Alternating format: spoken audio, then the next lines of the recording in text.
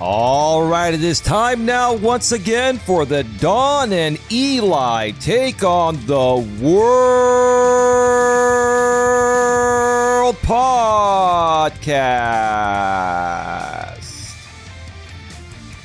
My name is Elias Mellis, but you can call me Eli for short. And who is this incredible, amazing, beautiful, hot, sexy, loving, caring, kind, considerate woman to my right? I cannot ever exhaust the list of adjectives that describe this lady. Well, thank you. And I am Dawn Ledgerwood, and I'm your girlfriend. You are Dawn Ledgerwood, and you are my amazing, wonderful, sweet, nurturing, loving, kind, caring. And your partner. The list goes on and on and on, right, baby? Yeah, and your partner in this. And my partner in life. Right. All right. Welcome back to another episode of the Dawn and Eli Take on the World podcast. This is episode number 33. And today we're going to be talking about different ways people heal through grieving. And before we get to that, let's just start off by asking my lady, how has the past week gone? It's been another busy but very productive week here at the GNA, which is short for January Networking Association. Oh, yeah. And as far as our personal life, it's busy, but it has kind of slowed down, I believe. Like, not as many appointments throughout the week, which is a good thing. That means the doctors don't need to see me as frequently. Right. Yeah, and so, a lot more time to spend together and, talk to each other at night, have nice dinners. Nothing feels rushed. But yeah, great week for me. I am dealing with some things in my personal life, which we'll get into. But yeah, otherwise, it's been a great week and looking forward to another good week. Yeah, we'll talk about the other stuff another time. The stuff that we talked about before we started recording, we're going to hold off on that probably till maybe next week or so. Yeah, but we might give a little synopsis because it has to do a little bit with our topic of the day. Oh. So I will Well, if it's okay with you, let's see. Let me tell the story without all of your opinions. Well, hang on one second. Before you do that, let me just give you a mountain of credit, because in the past, I would just kind of assume you were okay to talk about certain things. And I've learned after 4 years of being with you, and I've learned how things can affect you by being put out publicly when you're not ready for them to be put out publicly. I've learned to basically ease into it and say, hey, we can talk about it another time. But hey, if you want to talk about it now, or a part of it, or lead into it, or do what Dick Wolf does when he leaves you on a cliffhanger, and at the very end of a Dick Wolf drama show like Law and Order or Chicago PD, right? It says executive producer Dick Wolf. When it's about to end, it goes to black, and then it says executive producer Dick Wolf. You're going to leave us on a Dick Wolf cliffhanger. You know what? The other guy who does that is Jerry Bruckheimer or something. I don't know who that is. He's a producer on CBS. Oh, okay. So he's like the big guy. Like, he's the CBS version of Dick Wolf. Dick Wolf does his stuff pretty much on NBC. Yeah, and this guy does like all the Criminal Minds, the FBI's, the NCIS. Oh, okay. So he does all of that. So he has very big, shows that are on there. Mm-hmm. But yeah, and then my other favorite is Shonda Rhimes. Okay. Yeah, those are my three favorite. Okay. So the week has been interesting. It's been a good week. Very productive. Now, what do you want to get into first in our monologue here before we get into the topic stuff? Because there's a lot of topic stuff to go through, but we have time. Yeah, no, I mean, there's not much more to say. This was a great topic, and I know that you came up with it either last night or this morning while I was still resting. And it's a great topic. It really, it strikes really dear to the heart. I've gone through many stages of grief with different people in my life. Everybody grieves differently. And we all grieve differently. Right. And there are different ways, different stages. No, different stages of grief. And different ways to get there, different avenues to get yes, there. Right? And grief doesn't just come from losing an individual to death. There are other things that you can grieve, obviously. And those are things that we'll get into more, after we end this monologue. Oh, okay. Okay. So you're pretty much done with the monologue. You want to get into the show because what you want to talk about is going to be integrated into the topic, is what you're saying. Yeah. I'm trying to understand exactly. Yeah. I'm not going to go into depth too much. It's going to be more like a synopsis, because obviously we want to keep the show, within the time, and you know how both of us can be. We can just talk and talk and talk and talk and talk. So, it'll just be a little synopsis of the grief and how that it affects everybody. Okay. So let me just go ahead and intro the show here. Welcome everyone to another episode of the Don Leal Take on the World podcast. Today's episode is very close to our hearts. Over the past few weeks, we've seen loss touch people in many ways, including right here in our own community on the YouTube end of things. We want to acknowledge the passing of a YouTuber that went by the name of Country Joe, or CJ for short. She was a friend, a creator whose energy and kindness left a real mark. And she was just incredible. We'll get into her in just a second if you have something to say, because you knew her a little bit. And, this conversation isn't about sadness, though, folks. It's about understanding that every person grieves differently and that each path can still bring peace. Now,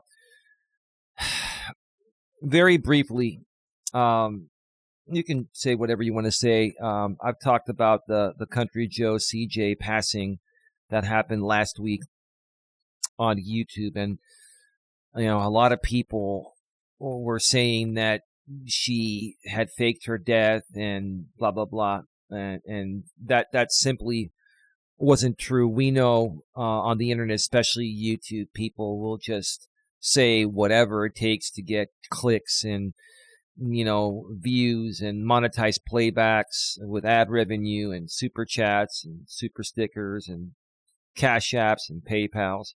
Yeah, but and it really sickens me. Go ahead. I would say there are people out there on YouTube that are legitimate friends, and that is how we absolutely confirmed that CJ had passed, because everybody else wants to say she faked it, but her actual friends are going to know the truth. Like Eli and I, we are friends with Tia, Sandra, ODN, and they're very close to us. So if something horrific happened to one of us, you're going to get the truth. You're not going to get some fucking, beat around the bush kind of story. So, she was, I had all the respect in the world for her. But she was, struggling with health issues. She was struggling with obesity, and her weight. She had the most beautiful heart and soul that I've come across, besides yours and my mother's, obviously. But she had a beautiful heart and soul. She was very funny, very charismatic. And if, certain people on YouTube didn't attack her and put her on the defensive all the time and cause her all the stress that they caused her, it might have made a difference. I'm not a doctor. I can just assume stress was probably a big factor, especially for someone that was already struggling with a lot of health issues, including obesity and all that. And she was just trying to do the best that she could with what she had. She had a loving husband, I heard, and I believe a loving daughter. And God bless her and her family, and may she rest in peace.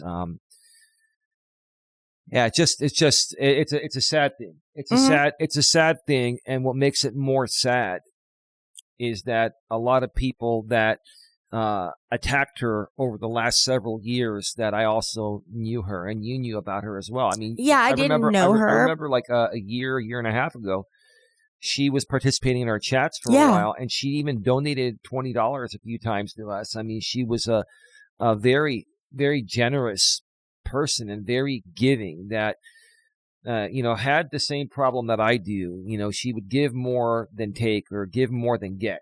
Yeah. And you know what? That's not a bad thing.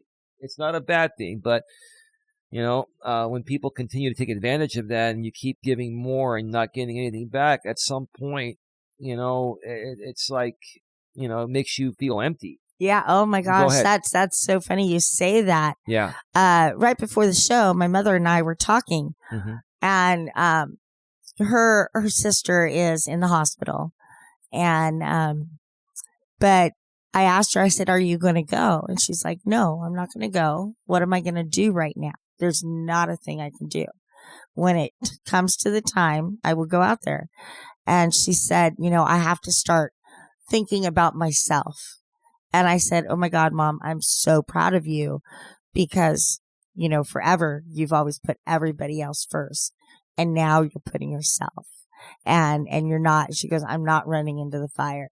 I'm going to stay out here and try to keep peace in my life. And when I need to be there, I'll be there." I think, and respectfully speaking, I'm not going to get too far into it. I think your mother is more so disappointed in her nephews. What's that? In her nephews. And regarding the situation, I don't know if you even want to, say the situation. Do you want to just leave it as is? Well, we can get more into that, because I wanted to talk about the grief that's going on with my cousins and my mother, even though my aunt hasn't passed yet. Oh. So my mom was telling me that my cousin was going through a lot of ups and downs, and he's already anticipating the loss of his mom. So he's already put it in his head. Why is that? Gone. What's? Well, she's in a rehab facility. She's still, she had a stroke. If, I don't know if I told you. Oh, yeah. That's right. She had a stroke. She lost use of her legs, and she's been in the hospital for about 2 weeks, and now into a rehab facility. It's the same aunt that I met a few years back, like 2.5 years ago, when we drove out halfway to Black Bear Diner to have lunch with, your mom and your mom's sister. Yeah. I remember her. She was a pretty cool lady. Yeah. She's awesome. very calm, and she's my godmother. And sweet. And she is a lot more reserved than my mom. My mom really has that Brooklyn attitude, where my aunt, who literally lives in Staten Island, is less aggressive than my mom. Right. And your aunt probably has had a lot of internal demons to deal with, which is, that's a whole show all in itself. Probably. Yeah. So, I wanted to talk about that. My mom, of course, when this all happened, well, let me just say I have 2 cousins. She has 2 sons. And one of them is not the best son. The other one is better. I'm sorry, this breaks my heart. When she had her stroke, she was in her home. She was in the bathroom, and she fell to the floor. And she was in there for 45 minutes screaming for help while her granddaughters were in their bedroom. And then one of them comes out and is like, "What do you want?"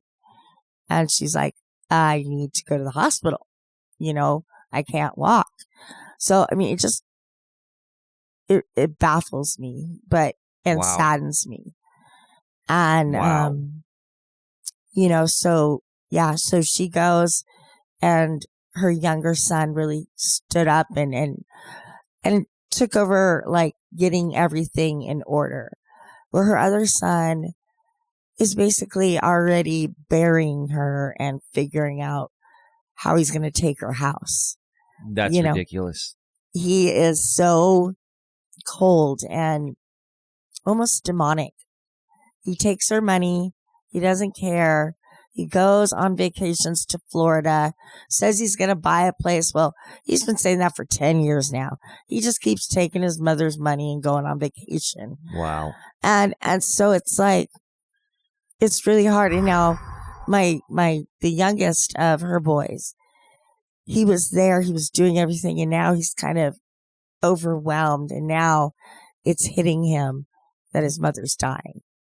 Yeah. And so now he is going through those stages of grief where he at first had to go full force into like almost the end of like making arrangements and doing all of that stuff.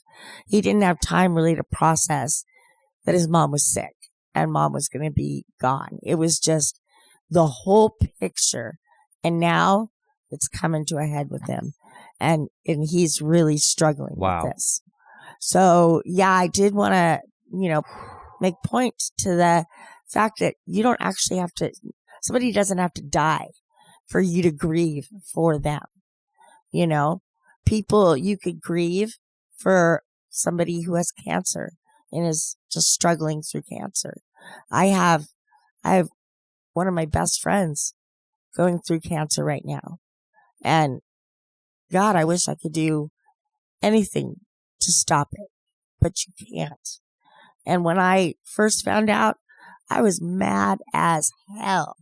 I was like, fuck cancer, fuck the fucking medical system, fuck. I was so mad. Yeah. And then, it kind of then turned into a little sadness. I realized what he's going through. And now we're at a point where it's like, okay, we've accepted what's going on, and we're right now at a good point because he's still with us. He's doing well with his treatments.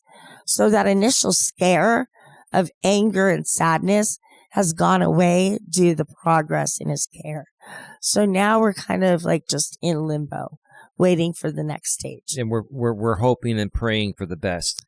Yes, he is currently going to have a bone marrow transplant. Oh, wow. But the good thing is that they're using stem cells, and that's stem cell way more successful. Treatment has greatly advanced in the last 5 to 10 years. Yeah, so it has. Fingers crossed, and let's pray. Let's pray. We pray. But let's go on with what you have to say. Well, let's get into it. I have some questions to ask you during the first part of the show. It's all going to tie in. How many questions? 30? Okay. So, in spite of all this, obviously, and it's a lot, how have these past few weeks been for you emotionally? Most of my life is a roller coaster emotionally. I mean, you know what? Hold on. I'm going to say the same thing about myself. I have to agree. And I hate to admit that as a guy, but it's true. Well, go ahead. And women tend to be roller coasters with their emotions. I mean, I could literally be laughing and having a great time. Thing, and right? 2 seconds later, I'm crying. That's normal and for the so, ladies. So up and down all week. Nothing specific, but just life. Wow. Yeah. Okay. I'm so used to going into extensive detail. Yeah, I'm like, getting much better. You are becoming a podcast master. Bam. Wow. Well, you've already done that, but now it's like, wow. Okay. Now it's really happening. Oh, man. This woman keeps blowing me away. Anyway, next question, babe. When you think about the people you've lost, what stands out most about them? That's a very loaded question. Not enough time with them. Not enough time. Not enough quality time. Letting go of past anger, past resentment. Very key there. You talk about resentment. And you know what? I think next week's show is going to be about how to let go of resentment. That's going to be a great thing. Yeah.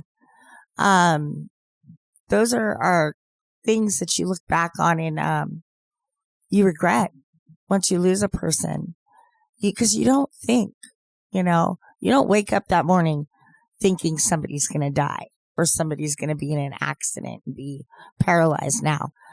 It's just, it becomes a shock, and then your body goes through a wave of feelings. You need to understand why this happened and what's going to happen next, Right. And that's kind of the way our brain helps us get through the process.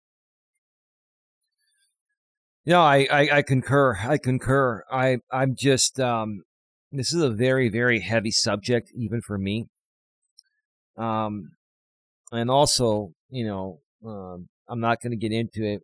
I think Don might get into it a little bit later on in the show and more deeper another time. But Don made me aware of some things before the show, and let's just put it to you the nicest way possible. It really disappointed me. Not about her, but about what she told me and the people involved. And it just seems like deja vu. Like the same thing, just years later. I mean, it's like it's been Groundhog Day for me. What's that? It's really been Groundhog Day for me. I go through it every single day. It's absolutely not fair to you, and I just I'll wait for you to get into it, because I don't want to trigger myself. because the more and more I talk about this particular thing you'll mention in a bit, it really triggers me, because it involves you, and anything that involves you, I'm very protective of the woman that I love. I will do whatever I can to protect her. I will do whatever I can, even at my own expense of everything, to protect her. Anyway, all right, next question. Earlier you mentioned friends that are sick. How does holding both worry and grief affect your days? Do you think about it all the time? Does it consume you, or do you? It does not consume me. Okay. I've been able, at first, like I said, I was very, very angry and, super diligent about finding out everything about this friend who has cancer. But now I don't think about it every day, because he's doing well. He's taking care of himself. He's not self-destructing because of this news. A lot of people will get news like they have cancer and they automatically give up. They take that as a death sentence. And, I'm just proud and happy he's fighting, and that I don't have to worry about him every day. Obviously I worry about everybody that I love, but it is not an intense, worry for their safety or whatever. Of course I care, about them not getting hurt or in accidents or whatever. But it does not consume me anymore. I think a lot of that has to do with the work you've done on yourself through your psychologist, psychiatrist, getting the right medication, getting the right primary care physician, all of the treatment that you've had. It's been amazing. And it's not just the treatment. You have to agree to the treatment first and foremost. And second of all, you have to come to a place within yourself even after getting the treatment, because medication and treatment will only get you so far. You still have to do most of the, you have to carry most of everything within yourself, right? Mm-hmm. Yeah. So, I'm just, I'm at a loss for words, because, you've made one of the most incredible transformations that I've seen. And, you're an icon regarding this. Even if that's very nice of you to say, but it's the truth. And listen, some people will recognize it and other people won't. The people that will recognize it are the people that are in a good place. The people that are in the place or the same place you were before you turned things around, are going to be jealous of your accomplishments, and they're not going to give a shit. Yeah. Because they're not in the right headspace, mentally and emotionally, in my opinion, to be able to truly appreciate and understand that you turned your life around. Go ahead. No, I'm sorry. I'm getting a little distracted just by what had happened before the conversation we had, because you brought it up. So things have been going. Ideas are popping in my head if I wanted to talk about it. You want me to just move on to the next question? Yeah, we said enough about this. I was just, sharing my thoughts. So has the way you grieved changed as you've gotten older, babe? I believe it has. How? I'm kind of a weird person where I've always been kind of fascinated by death, but that was like kind of in my younger days when I was going through nursing school. Oh. And just, just the thought of what happens to the body once it expires and all of that, it was really interesting. Okay. And, but then nobody was dying in my life at that time. Years later, I started losing people. And at that point, it was losing them in dramatic fashions, major car accidents, major, life-changing events. Yeah. Now at this age, unfortunately, I'm getting used to getting phone calls about one person or another. You've accepted it as a part of life. It's part of life. I mean, and you can't let it affect your life.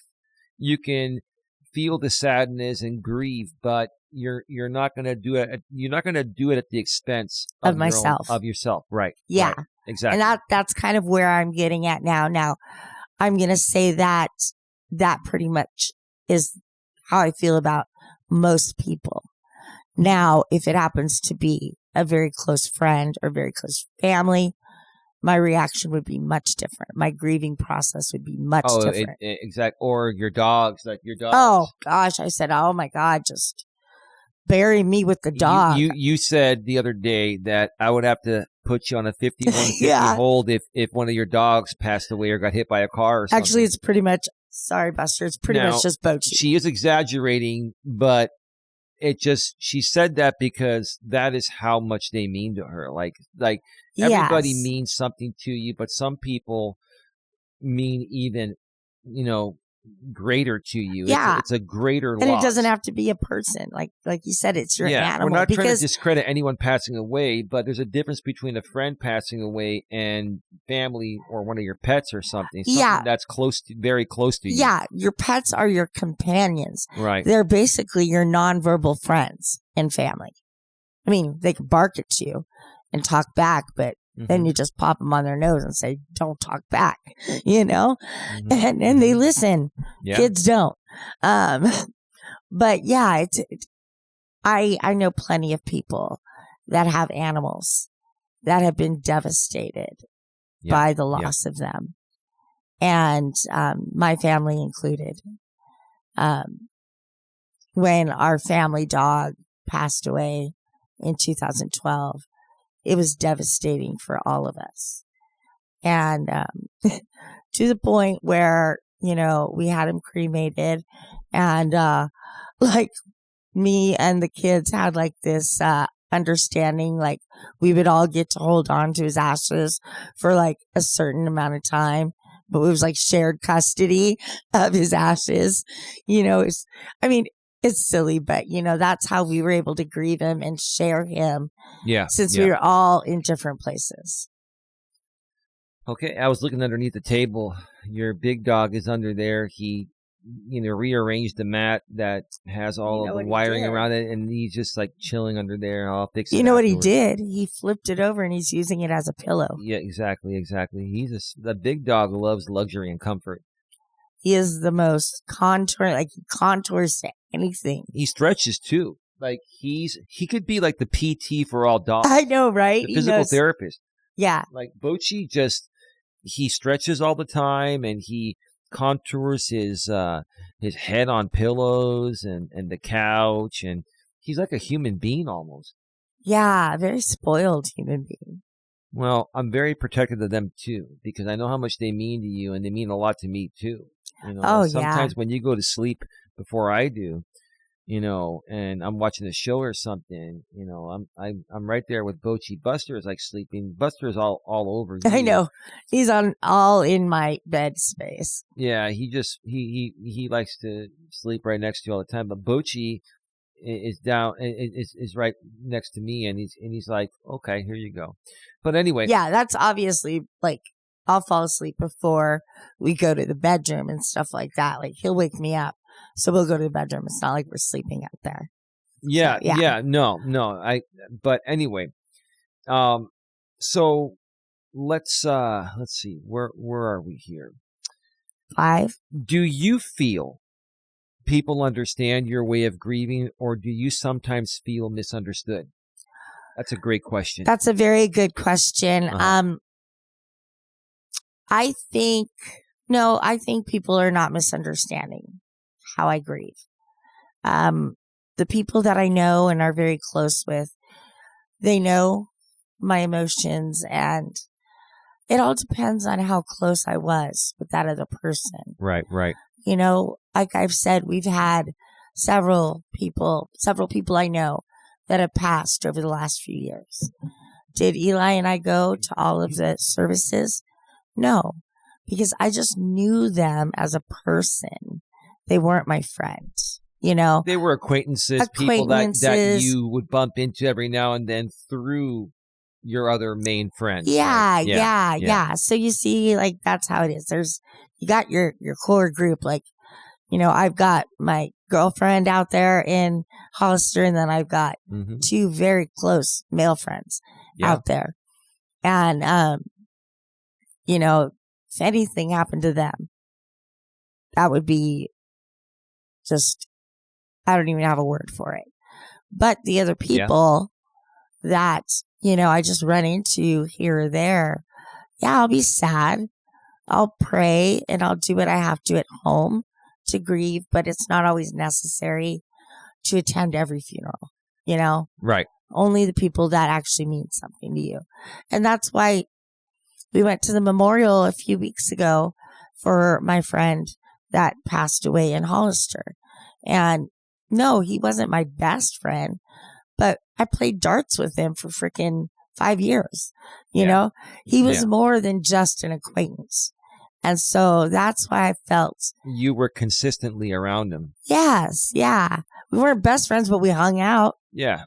So it was like, I felt compelled to be there and, show my respect. Yeah. And so, it falls into the different levels of grief that, and how you deal with certain people. Certain people, my mother, for instance, my father, I do not know how I'm going to grieve. I don't know what's going to happen to me, guys. That's going to be interesting. It will be, and I'm sure at some point we'll update them, right? Update them on what? Update the people. Of course. On all the stuff that you're saying. Yeah. Duh. Yeah. You're thinking about something else. It's okay. I love you. Let's continue here. What helps you most when you're grieving? Talking, silence, helping others? I think it's a little combination of both. I think I need to take a little time for myself for self-reflection. And just to get my brain straight. Your thoughts straight. Yeah. Yeah. And then, and then also decompress a little bit. But yeah. But then have those moments with your other friends where you can really dive deep into the feelings that you have with your grief. Wow. Great. That's a great answer. I'm like, wow, you're getting to the point, and I should go back to like school and like, how you had to answer all those like essay form questions. And I'd be very good at getting to the point right now. I'm just blown away.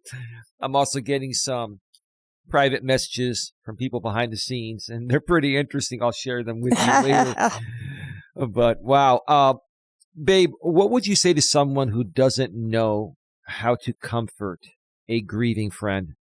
That's a good question. That's a great question. A lot of people don't know how to deal with grief, and they don't know what to say to somebody who possibly has lost somebody special. Yeah, you cannot go in there charged up. You got to go in there with empathy, sympathy, low key, not charged up. You're trying to keep the emotions as level as possible, right? Yeah, read the room. Yeah, act appropriate to the situation. Well, also, someone that's going through something traumatic is already charged up enough. Your job as a friend is to de-escalate the situation. Yeah. Mm-hmm. It's to say, I'm here for you. Let's talk about it. I understand. It hurts. It's painful. I'm here for you. I've been through similar things, right? Just like I told you guys, I think last week, that friend that passed away, one of his very best friends, would not go to the services, refused. They had the services be a dry service, so no alcohol. And this friend of mine was like, there's no way I can go to something like that without being drunk. And I said, boy, because I'm not going to say his name.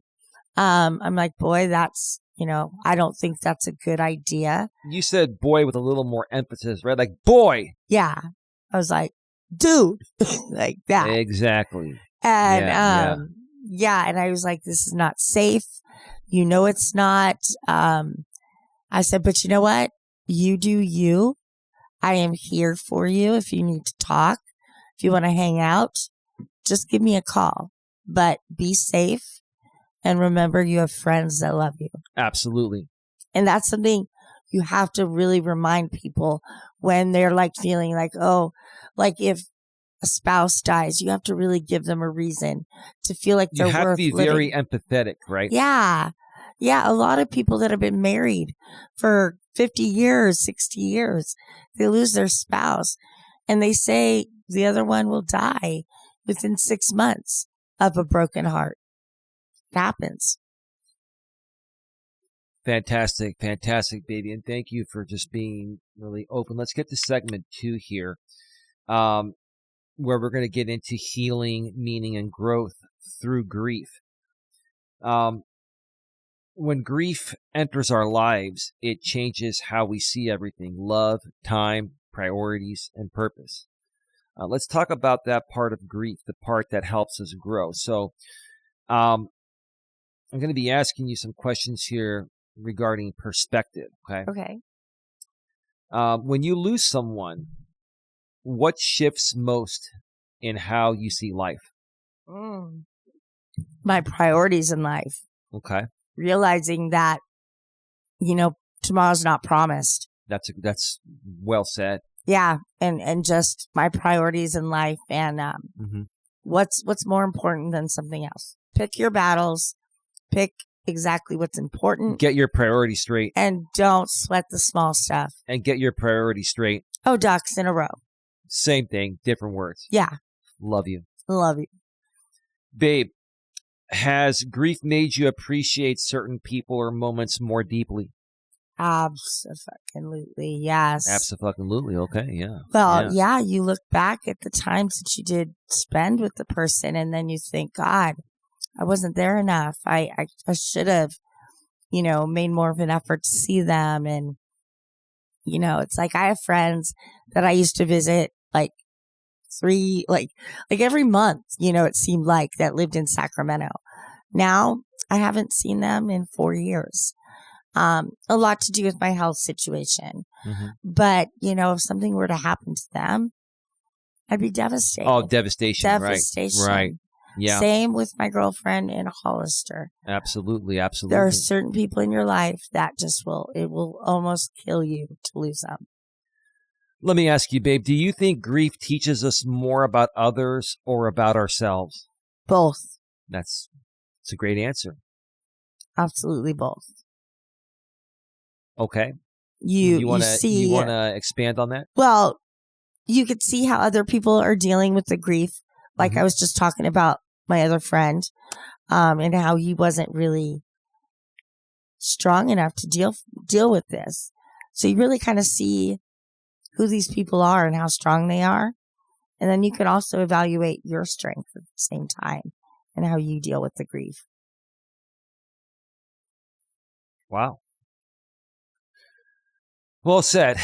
Well said. All right. So we're going to go into another theme here, coping methods. Let me ask you, and I have nothing to add to what you said to the last statement, because I agree. It's like, couldn't have said it better myself. So regarding coping methods, what kinds of things help you feel connected to those you've lost? Prayer. Okay. Just speaking to them through the Lord. Okay. Really just, I have lost family, just different family members. And when I do, I pray to them and I speak to them, and that brings me comfort. Looking at past memories, pictures, videos, whatever, all of those happy memories, stuff like that. Okay. Yeah, I have nothing more to add to that. Are there songs, excuse me, oh, man. You're not going to say this. Okay, there we go. Are there songs, scents, or little rituals that bring comfort? Yeah, obviously. I think everybody has something, whether it's like meditation, journaling, listening to music, walking, running. Everybody has something that they can It's channel. really good? Lavender. Lavender is wonderful. If you have a diffuser and you use essential oils, you can, like, I've been buying essential oils from doTERRA. Now, they're top notch. You could probably get them cheaper in the store. I like doTERRA because they're very high quality, and you can order directly from them and have it shipped out. I just really like their quality. But, we have a diffuser, and at times, if we need some extra, calm in our life, we put on the diffuser and put on lavender, and it calms you. It gives a calming effect not only to you, but to animals as well. Mm-hmm. It also makes the room smell very nice. Like in the bedroom, it makes it smell very, very nice. Also a good cleansing. Also good cleansing, like of sage in the house. Yeah, sage. Yeah, absolutely. Yeah. Anything else? Nope. Do you find that talking about the person helps or sometimes makes it harder? I think it helps. Absolutely. I would agree. Like, if you don't talk about it, if you don't get it out, it's just going to bottle up and explode one day. But sometimes we've all been standoffish and closed off because we don't want to talk about certain things right away, and certain things we never want to talk about. But until you talk about them, they can never be addressed and corrected. And you can't move past it. Yeah, I don't like to blanket things or put genders in certain things, but I do feel men do that. They take on a lot, and they don't let any of that out. Yeah, men tend to be, many men tend to be, in my opinion, more emotionally closed off. Some men, maybe many of these men, think it's a weakness to be emotionally closed off, or to be emotional. They think it's a weakness to be emotional, so they're closed off emotionally. It is not weak to show emotions as a man. You have emotions, you have feelings. Just because you're a man doesn't mean you can't share how you fucking feel. Yeah. Right? Absolutely. And now there's a time and place for it as a man. If you overdo it, then women are going to get turned off because it's almost like you're acting like a woman in that case. But within reason, there are things that are going to set me off, especially if someone's affecting my lady's mental health. Nothing pisses me off more than other people affecting the mental health of people I care for, especially the love of my life, my lady, or my mother, or my family. Yes, like, yes. If you try to affect the mental health or even the physical health of any one of my family members, or Don is a part of, we're family. We're pretty much family. that's going to set me off. Now, obviously, I'm going to handle it the right way, but yes, it's going to trigger me. It would trigger anyone, but I'm not going to let that trigger me all day. I'll let it, I'll get it all out and express my emotions like I did with you before we started recording this show about the situation that we haven't gotten to yet. But now I'm calm. Now, yeah, I'm sure it's going to bug me a little bit, and we'll talk more about it, but we're not going to let it affect our life. But at some point, we're going to get down to the bottom of it and correct it. Oh, you bet your bottom dollar we are, baby. Because I love you. I love you. And when I know that you're 100% right in this situation, and I'm not just saying that because you're my woman. My woman has called me out saying, you're just taking my side because you're biased. You think I'm biased because we're in a relationship? Yes, that's what you did the other night. It was funny. It was funny, right? Sure, it's funny. And what did I say to you? I said, no, I'm not biased with you. Listen, if I feel that you're doing something wrong, I'm going to call you out. And I have called you out on things that you've done wrong. Mm-hmm. So why would I be biased right now in this situation? Is that like selective bias? Yeah, selective. Oh, come on, baby. It's like you guys have selective hearing. Give me God, somebody give me a break for once. Okay, I'll throw you a bone or two. Throw me a bone, baby, like you do the dogs, right? No. Yeah, throw me a bone. Okay, let's continue here. So we have another theme here: community and support. How can friends or family best show up for someone grieving? Show up. That's all they got to do is show up. There you go. You don't know how that person is going to need you. Mm-hmm. So you just got to show up and be there for them. You got to show them, I'm here for you and I will do anything you need. You need a hug. You need to just scream. You want to go to a smash room? I'll go with you. Whatever you need, I'm here for you. And this reminds me, I'm not trying to trigger any bad things in the past, but when you had some serious complications years ago, we were in the hospital, you wanted certain people to be there and they weren't. And that hurt. I'm just sharing that because that's the perfect example, right? Yeah. And so go ahead. No, and that you're right. That did hurt. Because I felt like I was in such a chaotic state medically and mentally that I didn't know if I was going to make it without seeing these people one more time. It was really scary for me. And it did affect me mentally and emotionally that they weren't there. Mm-hmm. Yeah. But I had to go through that grief and then accept the fact that they made their choices for their reasons. And I have to accept that. They're in charge of their own life. Yeah. Yeah. Yeah. Let's move on because I could talk about that I could talk about that for like 100 hours on multiple podcasts by myself. There's so much to talk about and it's not bad about you. Next question. Next question. See, she's keeping me in check. That's fantastic. That's why I'm with her. I need that. What's one thing people shouldn't say to someone who's hurting?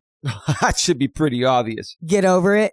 Yeah. Get over it. You don't want to say get over it. That's terrible, baby. Yeah. You don't want to say life goes on. Those are just things that are just kind of cruel. You don't want to say you say life goes on when like a girlfriend dumps you or a boyfriend dumps you, but not when somebody passes not when your away. husband dies, or your wife dies, and somebody's right there to say, it's okay. There'll be somebody else. It's life will go on. It's very inappropriate to say life goes on in the situation of mourning a loss of life. Yeah. This guy loses his wife, and his friend's like, oh yeah, well I got this friend over here who has a girl. Yeah. You should go hook up with her. like literally hasn't even buried the woman. But go on. Next question. Do you think online communities can truly help people heal, or can they sometimes make grief heavier? That is the $1 billion trillion question because everything's online nowadays. this goes back to your choice. You're in control of your own thoughts, your own actions, and what you bring into your life. Right. You know? So, I do have people in the YouTube world that I would trust and lean on in a situation. But I don't think that I would make it a public thing. It'd be privately to lean on them versus making a public spectacle of whatever's going on in my life. Unless down the road we decided to talk about it to help other people with leaving out the personal private stuff, using it as an example, right? But not right away. Yeah, because you know what? At that point, I have to process. You have to process before I'm going to say what I need to say. You have to grieve yourself before you can teach someone else how to grieve, right? Absolutely. You have to learn how to become a better griever before you can use it as an example, right? Or get through it first. Yeah. Yeah, I mean, that goes without saying with everything. It's right. You know, you have to have, you know, what do you want to say? The sergeant, and you've got to have the soldiers. You know, it's like there's two levels there. Amen. Couldn't have said it better myself. Okay. So we got a few more questions here to ask you, and then we're going to get into, we have 3 Reddit postings. So we'll answer questions, and then you'll take your break. Yeah. I knew that was coming. It's all good. Well, I've done really good to get through the questions. How long have we been going? No, you've done, I think this topic really hit home for you today. I think this was the I'm not trying to toot my own horn, but I was just thinking about, like, what's a topic that Dawn and just everyone, it would make sense for us to do it and for people to learn from it. Well, everybody deals with grief. That's bottom line. Yeah. So us sharing our ways of how we are dealing with the grief is not telling you that's how you got to deal with it. We're just saying how we deal with it and what we've seen. So speaking of how dealing with it, okay, the 4th theme here of questions involves transformation. Okay. Transformation. So let me ask you, babe, have you noticed grief leading to unexpected strength or clarity? Yes. Absolutely. Go ahead. Yeah. Gosh, I don't know if I have an example of that. You don't have to give an example. I mean, I agree with the statement. So I really have nothing else to say because I don't have something to compare it to. Yeah. I think that, well, from what I've experienced, the more things I've experienced in life that didn't go my way, or, you know, I've lost friends from high school that passed away tragically and otherwise. I lost my father like over 15 years ago. All of a sudden, at the age of 76, it was unexpected. When you deal with it initially, it's a lot harder than when you've experienced it several times. Mm-hmm. That doesn't mean it's completely easy to deal with. It's every instance is going to be difficult. But I think once you've been through enough grief, you learn to process it better, and you learn to not let it affect you as long as it initially did the first time you experienced that type of a loss. You know what I'm saying? Does that make sense to you? Yeah. So I think that's you probably feel the same way. That there really is probably not. There's not much more I could say. There's not really an example to give besides, in general, this is how we learn to grieve better. It makes us stronger. And gives us more clarity and understanding that, hey, these things happen. It's a fact of life. And death and taxes are guaranteed. Yeah, and realize that if you are having a hard time and you don't know how to deal with this, and you're not finding that within the community you are in, I highly recommend getting a therapist to talk to you to help you go through the grief cycle. Absolutely, absolutely. Okay. So, babe, what have you learned about yourself through loss? Mm. Tell me you love these questions. They're great questions. I've learned life is too short. You can lose a person to death. You can lose a relationship you have and realize there's not that much time left on this planet to fix it. That's a big grief right there.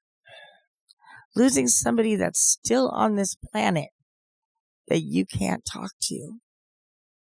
That's the worst grief ever. I completely understand where you're coming from on that. Yeah. Another time, another story there. Where there's, yeah. Anyway, should we move on? Yeah, please. I'm sorry. I knew you brought that upon yourself. I know. To be fair, if you could tell your younger self one thing about grief, what would it be?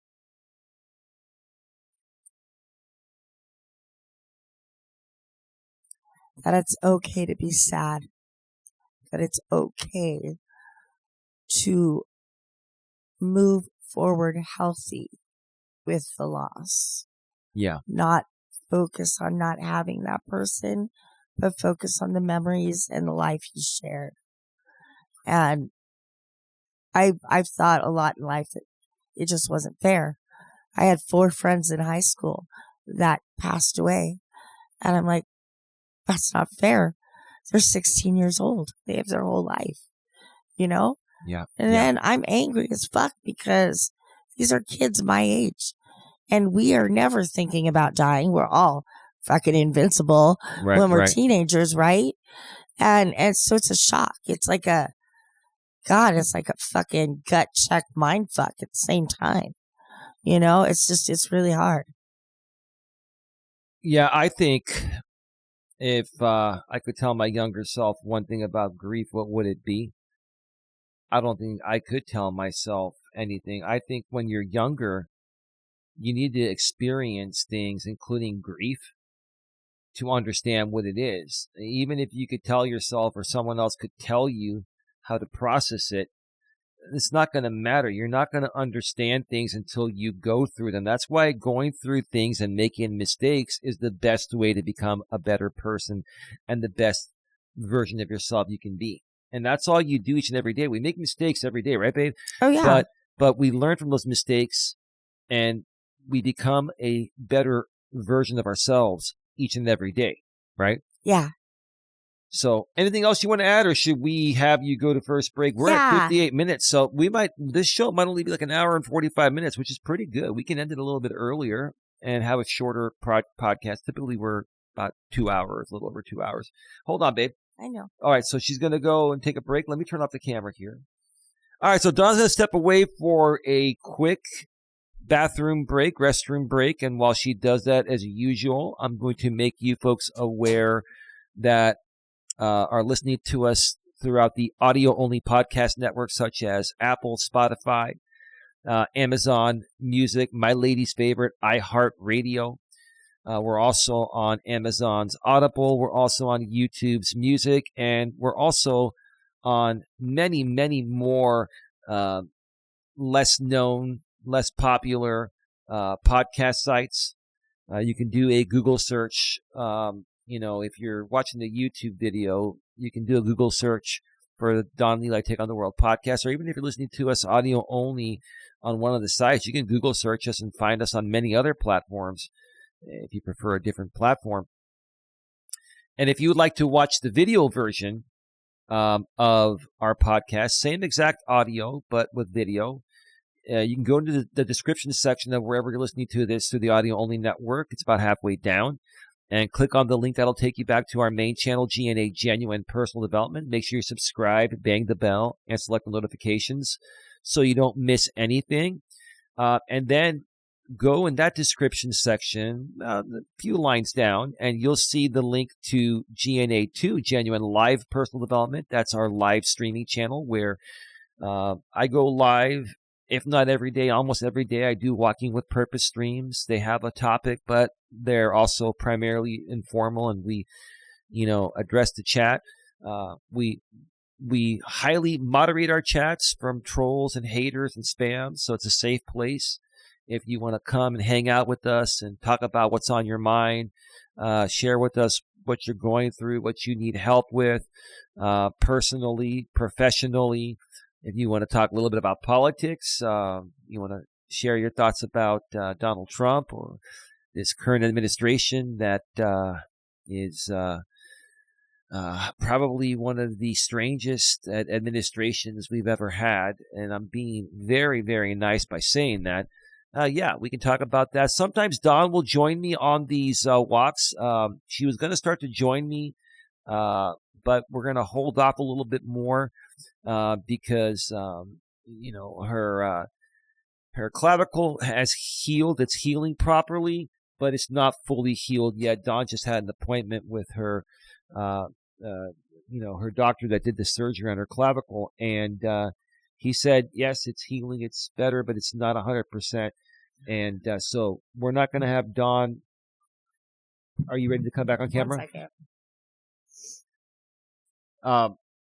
So I'm not going to have Dawn, join me on the Walking with Purpose streams, probably for another 2 to 3 months until we get full clearance. Ready? Well, I think I could go on these walks because he said I could walk. My legs are not affected. They've all said I should go on walks. I'm just trying to minimize anything happening to the point of where, you can heal properly and faster. Yeah, she may join me on a walk then. I definitely want to try to go on one before our weather completely changes to cold weather every day. What do you mean?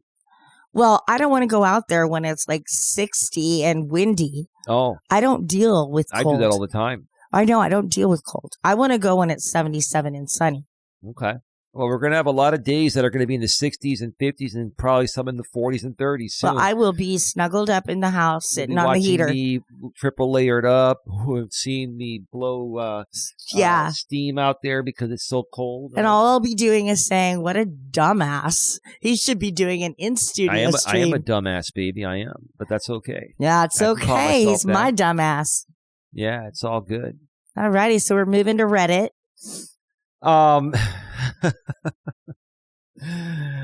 Okay. Yeah. What's so funny? Make sure you subscribe, bang the bell, and select the notifications for the GNA2 channel as well. So that is that. I'm sorry. No, it's okay. All right. So we've got 3 Reddit postings regarding the topic here, and let's go ahead and switch on over to the browser screen there. Okay. This first posting is from the subreddit r/technoblade. This was 3 years ago. And the original poster's title is, "You're allowed to be upset over a YouTube creator's death." I know someone needs to hear this. If it is not you, call me a cringy nerd and move along. No. Let me hear what you say before I call you a cringy nerd. Let's hear. And even then, everyone is entitled to their opinions as long as they're not defaming people's characters. Well, that's still, I'm saying that could be my opinion, as he's a creepy whatever. But you haven't heard. But I haven't heard his story yet. Heard enough to make a decision about that. Anyway, I've seen posts shaming people for mourning Techno because you didn't actually know him. That's probably some YouTuber. Or that's parasocial and creepy. Just a couple of minutes ago, I saw a reply under Mink's post, which was something along the lines of, I feel guilty about being sad because there are people who actually knew him who are more entitled to the grief. I think what's going on here is that this YouTuber, this is the first time I heard of him. And it could be a woman, but I'm assuming it's a man. I don't think any woman would call themselves Techno. But you never know. You never know. But I think what happened here is this techno YouTuber was putting on an act and doing things that probably offended a lot of people. And you know, now that I guess he's passed away, you know, people are not mourning his loss. It's kind of similar to like the Charlie Kirk situation. Like I never, you know, wished harm upon Charlie Kirk, and I never, I was never trying to say that the way that he was taken out was right. It wasn't right at all. I just didn't like his views.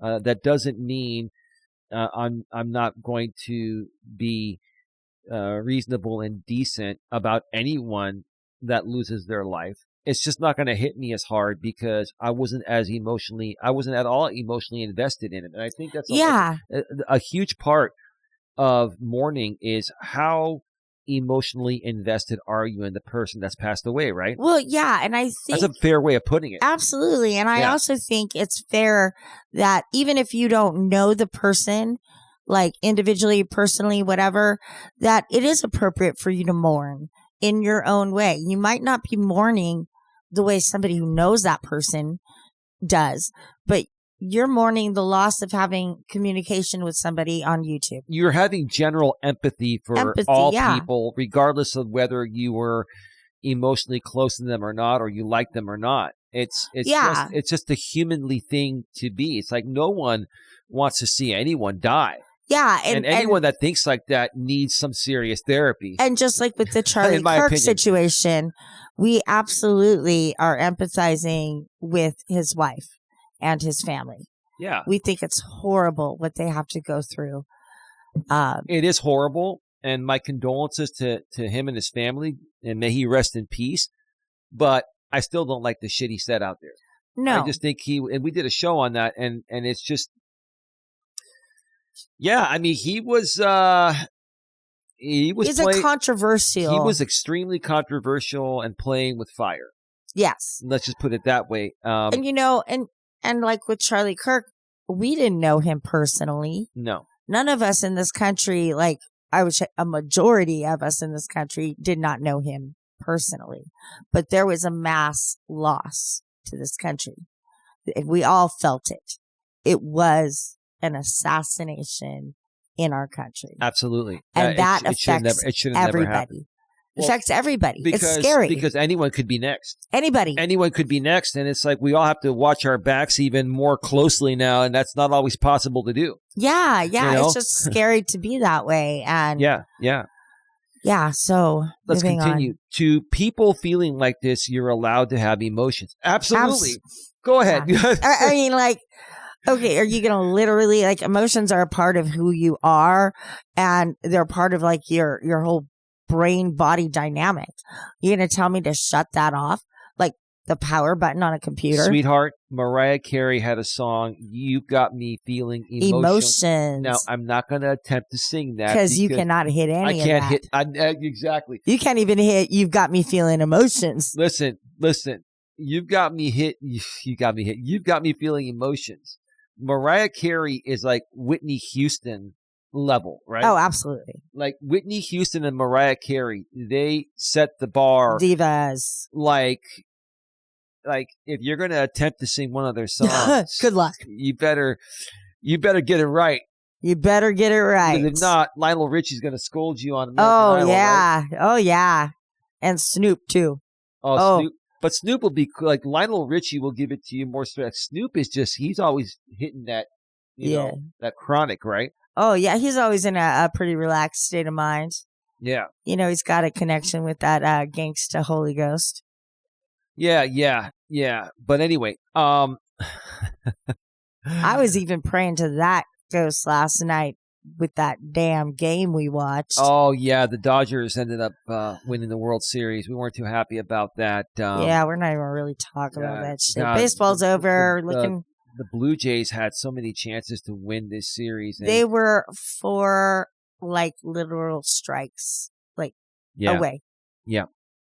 Like, yeah. I'm just, Oh, Yeah. But you know what? 100 days. You mean 4 outs away? Not 4 strikes. 4 no, outs. 4 outs. 4 away. strikes. It was the ninth, top of the ninth, and they got 1 man out, and then the second man had 2 strikes on him. We needed that 3rd strike, and he cranked one.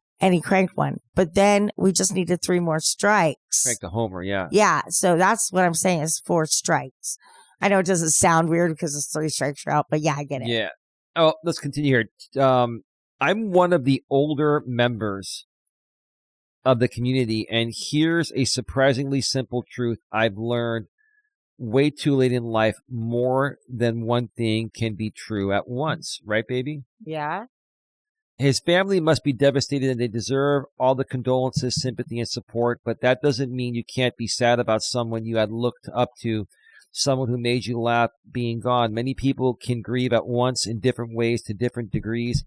Obviously, don't overstep any boundaries, and absolutely do respect the family's wishes for privacy, but also don't beat yourself up about feeling things. That's valid too. That's all. Go ahead. Dave. This is a really good comment from them to segue into not even having anybody personal in your life that maybe be a friend of a friend or your friend or whatever, but celebrities or, people that you grew up watching and then they die.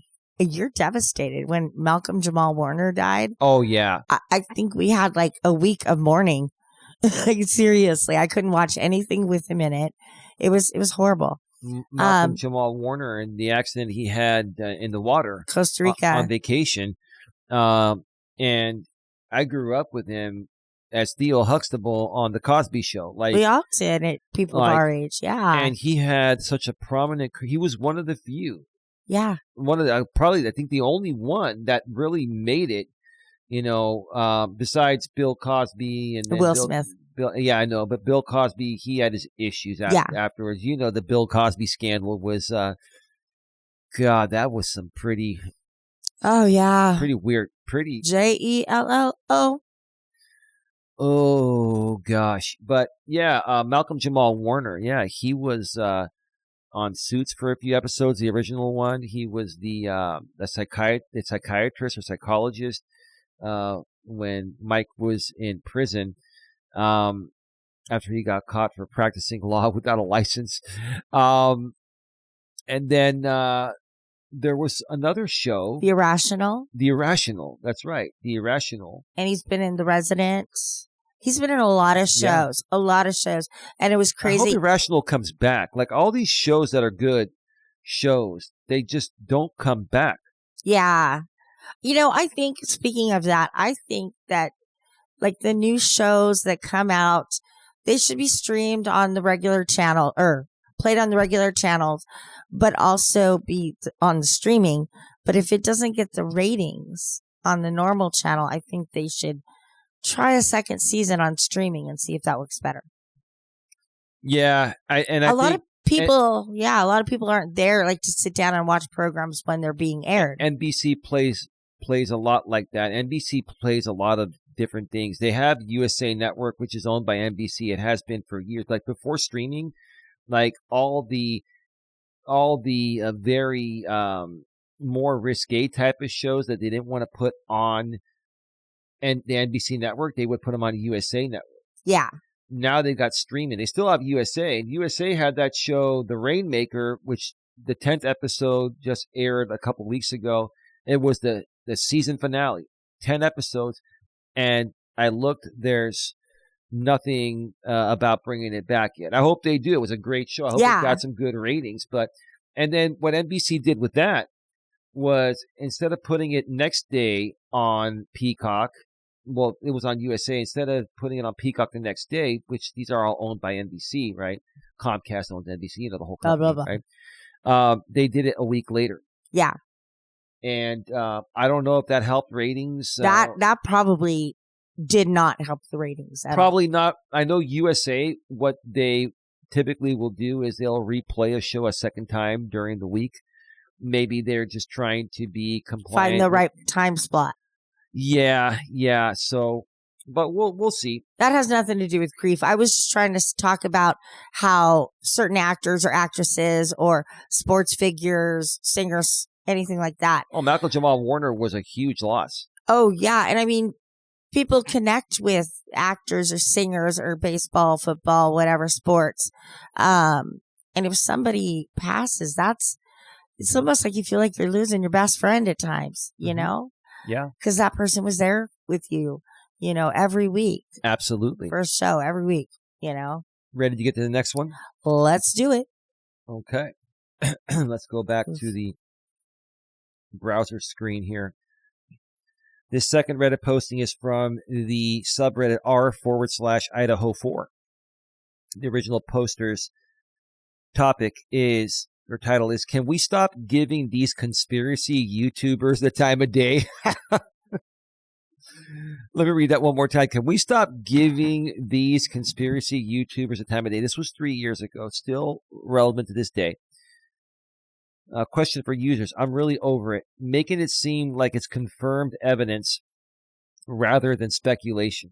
Well, that's what a lot of YouTubers do. They make shit up. All YouTubers do is they want receipts on everything because so many people make up shit. Yeah, but they want receipts on you, but then they defame you for content. And they won't give the receipts on themselves. Right. Well, you're supposed to already have those receipts because they're basically defaming you in real time on live streams or videos. Yeah, but I'm saying they deny it and all that shit. But whatever, that's not a part of this. It's audience preservation. It's also performance bravado, and we've talked about this on our YouTube and things, and we'll do another show on this down the road for the podcast. But so these families deserve to grieve. Brian's family deserves to grieve, and Brian has a right to a fair trial. It's crazy how many people want their 5 minutes of fame on the expense of 4 murdered college kids. Every time we post a YouTube video with theories, and I don't know what this was about, it generates clicks, which in turn has them make more videos about theories. Well, the algorithm rewards outrage, so they keep on finding ways to amp up the outrage, right? Is this like, they're doing like a true crime and like they're building it up? I mean, I'm not understanding what you're saying. Well, we'll figure out who this is in a second. These poor families have enough to deal with. And Mad Greek legit said, Mad Greek, that must be a YouTube user or a Reddit user, said that this town hasn't had time to grieve due to people coming in and harassing them with questions.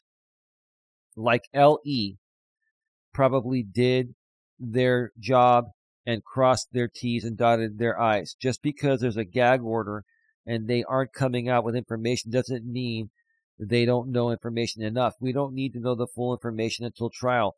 You can say whatever you want, but the only reason people want information is to click and clout right now. Well, they're going to do that without the information. Like, if you give them the information, then there's something you can rebut their BS with. But if all they can do is speculate, that's what they're going to do.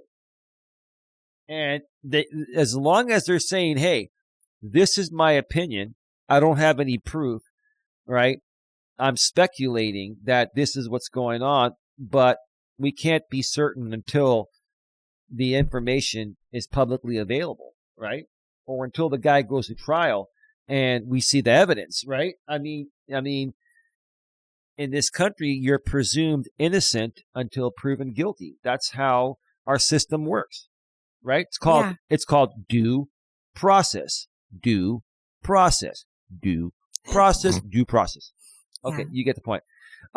So let's see. You can say whatever you want, but the only reason people want information is to click and clout right now.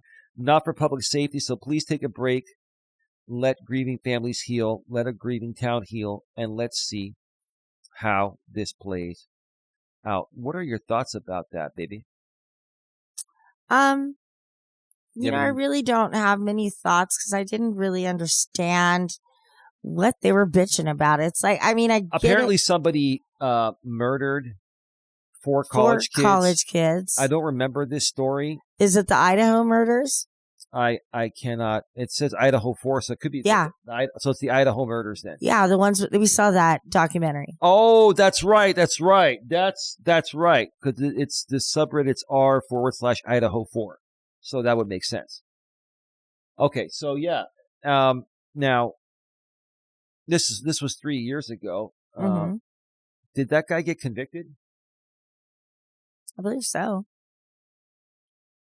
Let me see.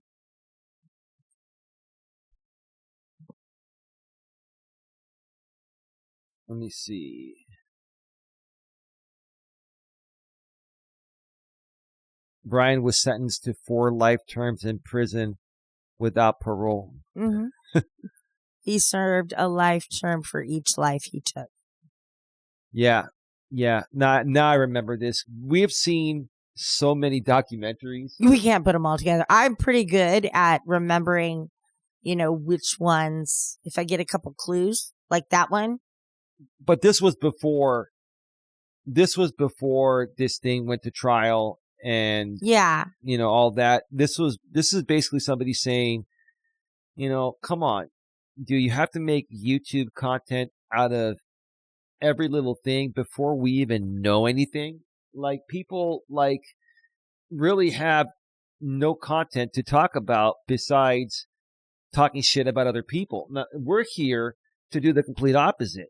Now, have we talked shit about other people at times? Yeah, and we don't like doing it. The only things that I'll talk bad about other people are people that criticize the fact that we're trying to create peace and positivity. Yeah. That's all. Go ahead. No. I'm good. Okay. We're at 1 hour and 21 minutes. Let's get to the last Reddit posting, and we may be wrapping up a little bit early this week, and maybe a little bit of a shorter show. That's great, because I know you don't want to be walking in the dark. Yeah. Daylight savings time ended November yesterday. 1st. We record these shows on Sunday, so we're recording this show on Sunday, November 2nd, 2025. It'll be released throughout the entire podcast network on Wednesday, November 5th, 2025. So yesterday, as of the day we're recording, was the end of daylight savings time. So we gained an hour of time, but we lost an hour of sunlight. Yeah. So I don't like that. You were arguing me about that. I got it backwards at first. I had just woken up. You said, no, we lose an hour. No, we gain an hour. We lose an hour of sunlight. I had just woken up. I was backwards in my head. And it was like one of the first things you said to me was like, or you said it's this time with the time change. And I was like, what? Like, I couldn't I knew the time change was happening, but I didn't comprehend what you were saying. Spring forward, fall back. Yeah. Yeah. So, regardless, that's stupid. I think it's only like 4 or 5 months. I think daylight savings time, I believe, starts in March. I think it's April. Daylight savings 2026 starts March 8th, 2026. Yeah. So basically, we're looking at November, December, January, February. So there's four months and a couple days. Yeah, 4 months, and we're back on daylight savings time. Yay! Mm-hmm. We'll be like bears and hibernate for 4 months. I like daylight savings time, especially when you have until like almost 9 o'clock to do these walks. Well, it's not only just for your walks and stuff. It just, like I was telling my mom, I'm like, it just messes with your freaking psyche. Like, the sun goes your down. Physiology and all that, right? Yeah. Like, sun starts to go down at 4. Well, in your mind, that's when you start producing melatonin. So you get sleepier. And I'm like, usually we'll start our shows like 8:30 or 9 o'clock. I can get through 2 shows and then I go to sleep. But now I'm like, now I got to get through like 5 shows. Is that when you start singing, the sun will come out tomorrow? Bet your bottom dollar that tomorrow there'll be sun. When I think of a day that's gray and lonely, I just stick up my chin and grin and say, oh, the sun'll come out tomorrow. That's enough of that. Fair enough. Okay. All right, let's get to this final. We're at an hour and 24 minutes. Let's get to this final Reddit posting here.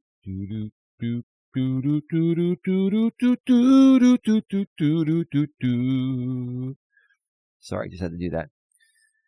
This is from the subreddit r/YouTubers. And the original poster's title is Creators That Have Depression or Similar Mental Health Issues. How does it not affect your content? I think they could have written this better. They're saying creators that have depression or similar mental health issues.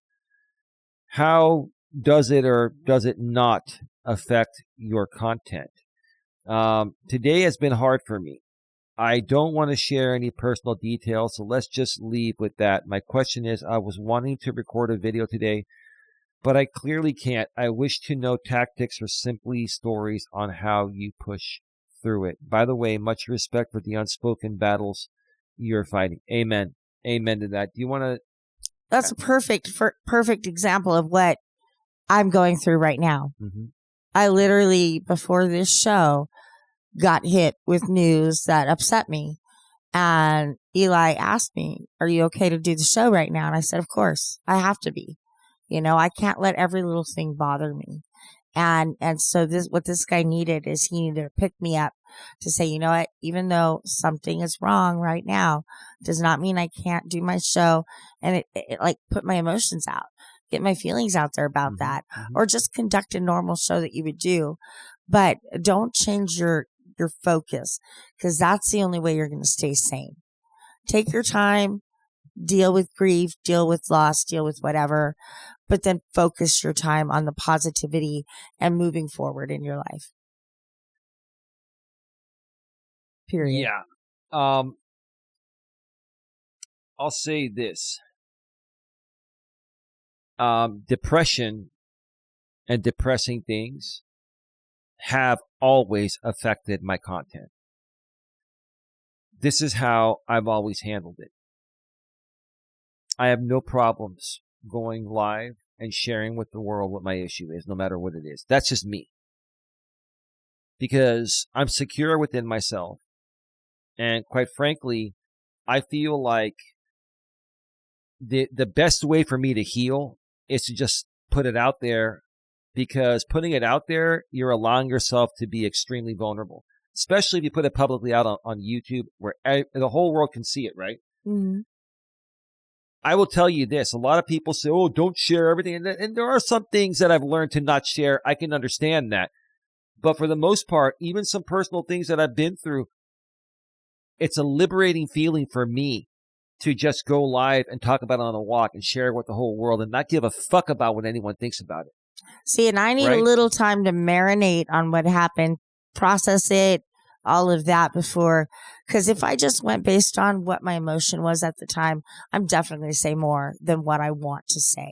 I agree. And I'm going to share more. And I've done that too. But I understand where you're coming from, babe. And I respect that.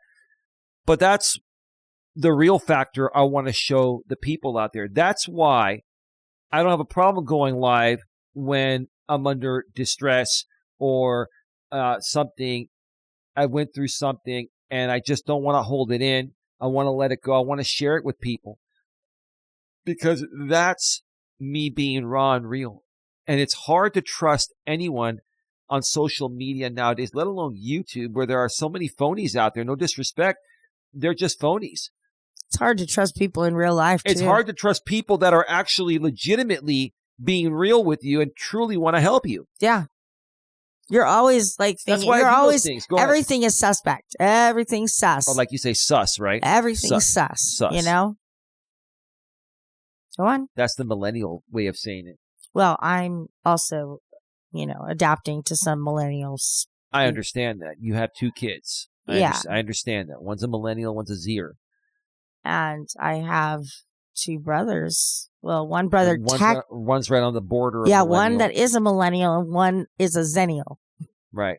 So, yeah. And the zennial acts more like a millennial than the actual millennial. It's kind of... Well, I think that's because, like, my brother explained it, that the zennials was such a small generation. They're like the middle child or stepchild of your fucking generations. They're just like, the redheaded stepchild, basically. They're the ones that are forgotten about. Because I was like, Dean, I've lived my life and I've never heard Zennial,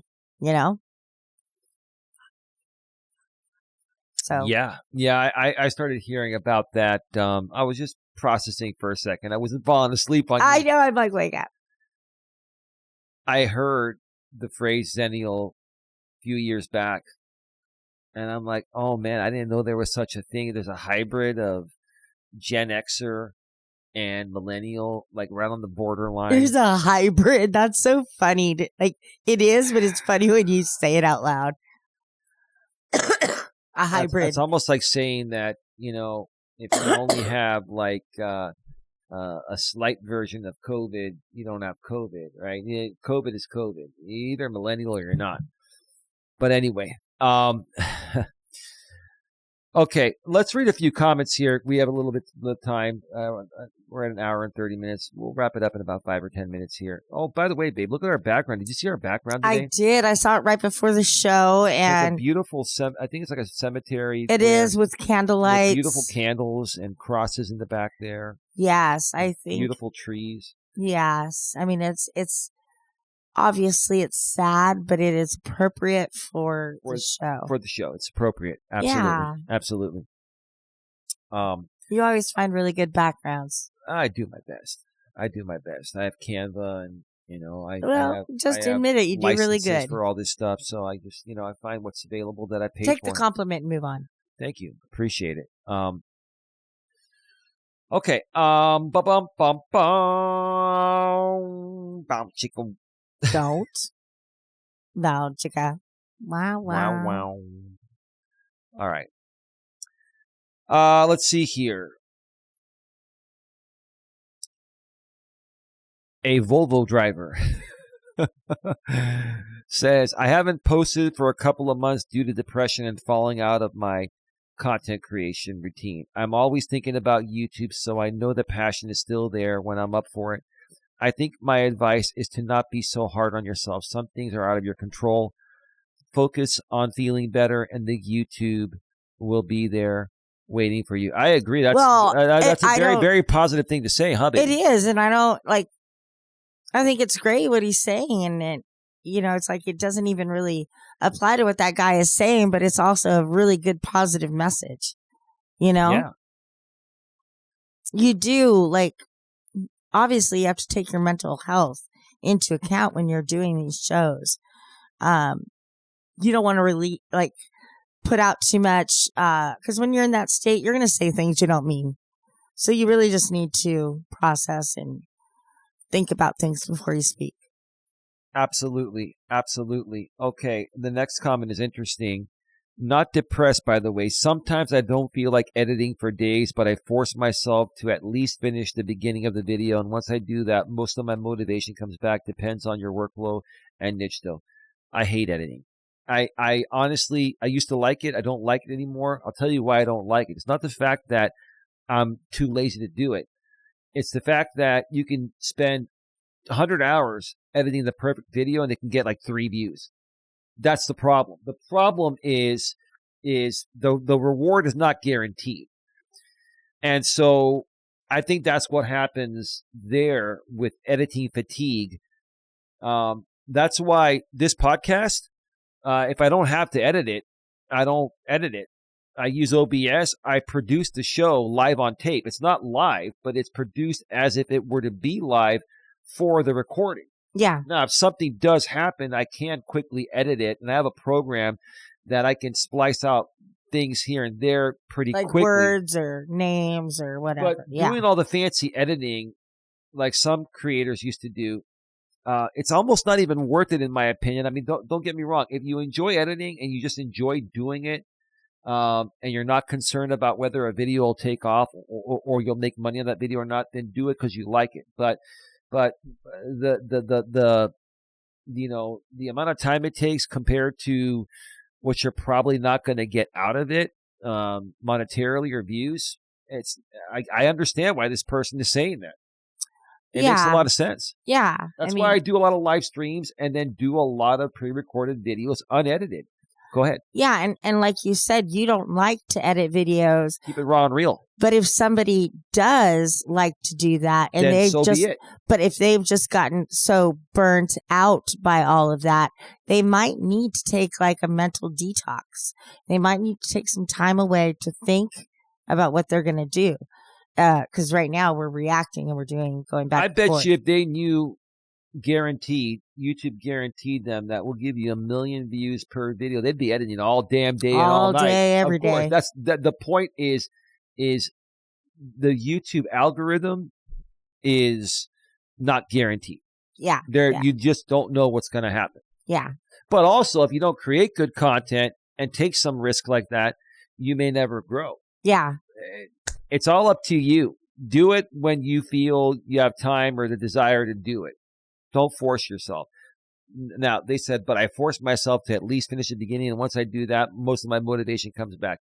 Never force yourself, and I don't think you would have done it if you felt forced. You did it because you knew it needed to be done, and you want to be successful. And then once you started, you motivated yourself. Oh, I can get the rest done. Yeah, that's just like exercising, guys. I mean, you want to do it, but you're not motivated to get up and actually do it. But once you do and you start going, you realize, oh, this ain't so bad. I'm just going to get through it. It's just that instant, like, moment that I don't want to do that. Absolutely. Absolutely. Let's see here. There was a poster response that says, yeah, I had a very good advice lately. Okay. Maybe you're from another country. I had some very good advice, probably would be better recently. It's like, okay, don't do your editing, but you can't do anything pleasant either. Go do the dishes or wash the clothes instead. So I usually go back to editing because I hate doing house chores. Well, when you compare it to that, that's like exercise too.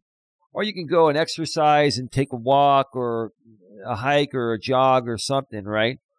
But yeah. When you compare editing to doing, chores, I mean, of course, no one would prefer to do chores if they didn't have to. You do it because you don't want your house to be a mess or to smell like crap. I mean, or cluttered or anything. Right. You do it because you want to live in a healthy and pleasant environment. That's why you do it. Let's read a couple more here, then we're going to wrap it up. Okie dokie.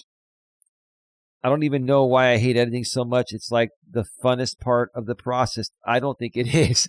It's more work. The funnest part of the process is recording. Is doing the show. Is doing the damn show. Yeah. Editing. If you enjoy the editing more than creating the video, then it's telling me you're a little more introverted and you like the process better of the video. Sorry, you like the part of the post-production better than the actual production. Like the behind the scenes. You like the pre-production and post-production, not the actual production. Yeah. Behind the scenes. Maybe that's a better fit for you. Yeah. I am good at all of it. I love the pre and post-production, but I also primarily love the production. Yeah, like that could be something good. You can partner up with another creator, and if they don't like editing like Eli doesn't, maybe you guys can come up with a plan that the guy who does like editing will do that, like for a certain amount. It's like you could help each other out then. But you can always hire an editor. You can hire editors pretty cheaply nowadays. The thing is, let me clear the record here. I don't necessarily hate editing per se. What I hate is the fact that you put in all that time and effort, and even if it's really, really good, sometimes you only get a few views, right? And so I've grown to learn that, hey, why am I going to take all this time to edit a video that's not going to get me any more views than just going live and talking about the same thing? Or I might get more views going live and engaging a live audience, right? You see that you got to look at it from a risk reward factor. You got to look at it from, what's going to be more productive, right? But again, I don't necessarily hate editing. It's just, I don't know. I love the live aspect. I love going live. I love recording things without editing. I'll edit if I have to. But anyway, Dawn's bored. Let's move on. Oh, you just can talk about the same thing. But you already know the answer. The other people don't. We're here to help everyone else. Let's read one more here. Okay, let's read one more. Siegfried D says, I really enjoy editing. It is fun for me, especially when the haha. What does this have to even do with grieving?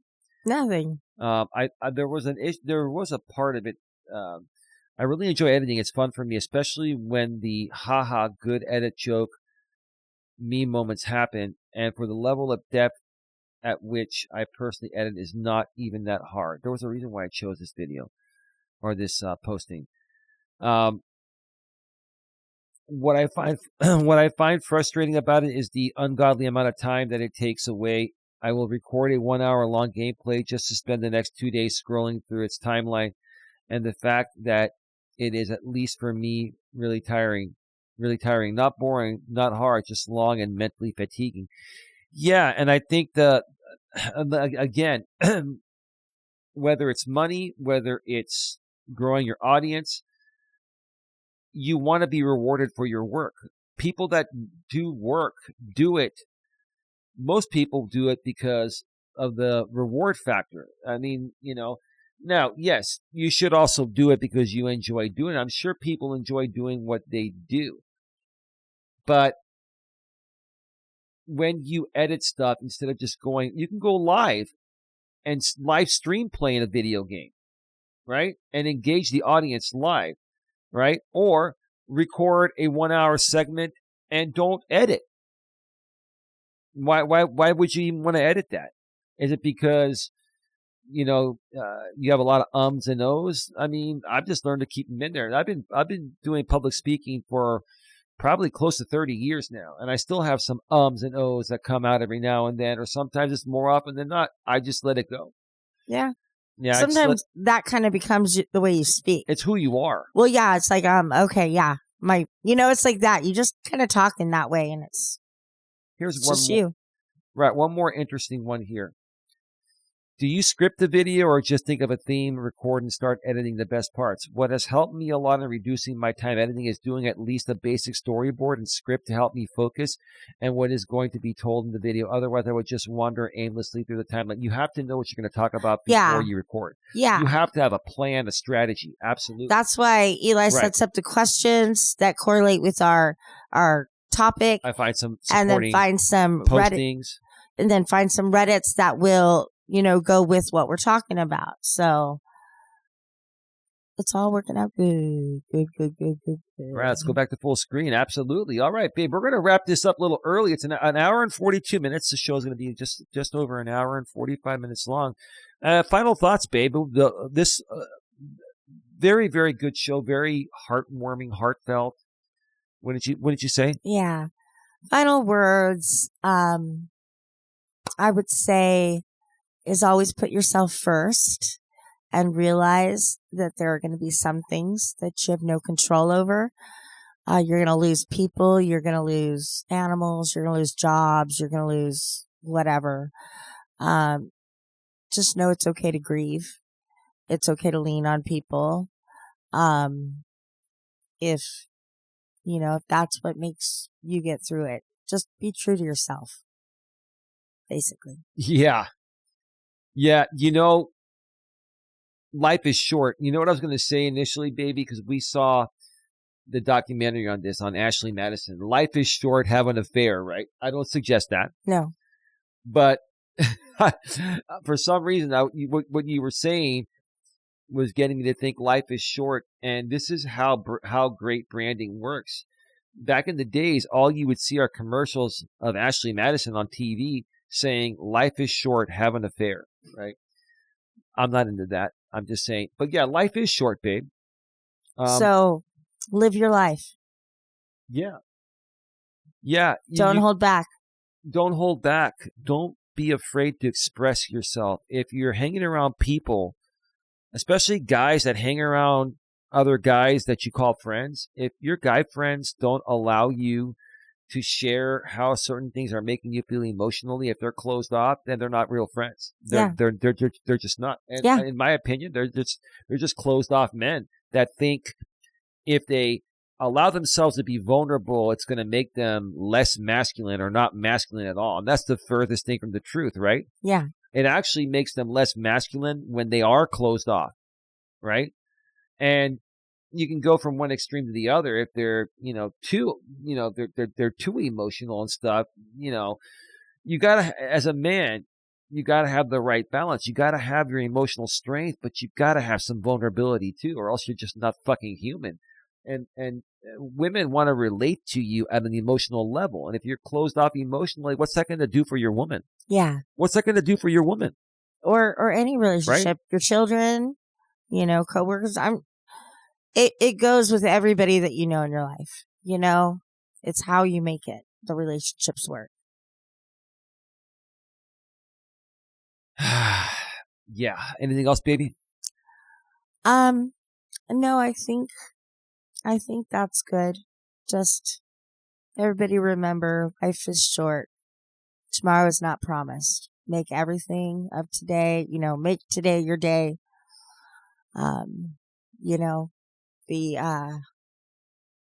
Today is a gift. Don't take advantage of it. Absolutely. Absolutely. I'm going to start to wrap this up. I just want to share with you folks that these stories remind us that grief takes many forms: sadness, silence, anger, reflection, and even transformation. What matters most is honesty in heart. Whether you're a creator, a fan, or just someone healing from loss, give yourself permission to feel, to pause, and to grow. We really want to thank you all for viewing the podcast. We know your time is limited. We know you have many choices. We can promise you if you stick with us, throughout the end of 2025 and into 2026. And join us on our YouTube channels. If you're on the audio only podcast network, we're going to share how to do that during the outro. Join us on YouTube and you'll be in touch with us almost every day, if not every day. I go live all the time. We make a lot of content. We're here to help you folks become the best version of yourselves that you can be. We're here to help you get a better grip on your life. We used to even call, I used to even call one of the channels that back in the days, but I ended up rebranding years ago to more so what it's all about. Used to be Coach Eli, and then now we're GNA. It's always been under the umbrella of the GNA, but we're GNA now. All right, babe. Wow, this has been very draining, huh? Yeah, emotionally, yeah. Very emotionally draining. So, are you ready to start wrapping things up, baby? Yeah, let's do it. All right, it is time to start wrapping things up. All right. You've been listening to the Don and Eli Take on the World podcast, and this was episode number 33. And again, the episode title, Different Ways People Heal Through Grieving. One more time, episode number 33 of the Don and Eli Take on the World podcast was about different ways people heal through grieving. Now, baby, for the people that are listening to us on the audio-only podcast network, such as Apple, Spotify, Amazon Music, your very favorite, iHeartRadio. Again, iHeartRadio. And one more time. Oh my! iHeartRadio. She loves iHeartRadio. I should get a job there for promotions. Well, iHeartRadio, you told me to put the podcast on there. The service that I use didn't automatically do it, but you can manually add it, and I did. It's been great ever since. We're also on Amazon's Audible. We're also on YouTube's Music and all the unknown podcast networks. If you're there and you want to check out the video version, that's the same thing as the audio, just including video, go to the description section of where you're listening to this audio only and click the link. That'll take you back to our main channel on YouTube, GNA, Genuine Personal Development. make sure while you're there you subscribe, you bang the bell, and you select all notifications so you don't miss anything.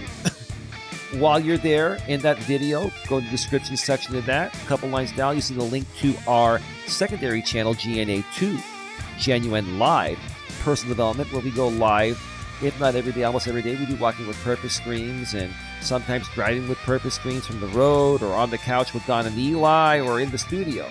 So make sure you subscribe, bang the bell, and you won't miss anything. With that being said, it's time to go, baby. Have a good one. Take care.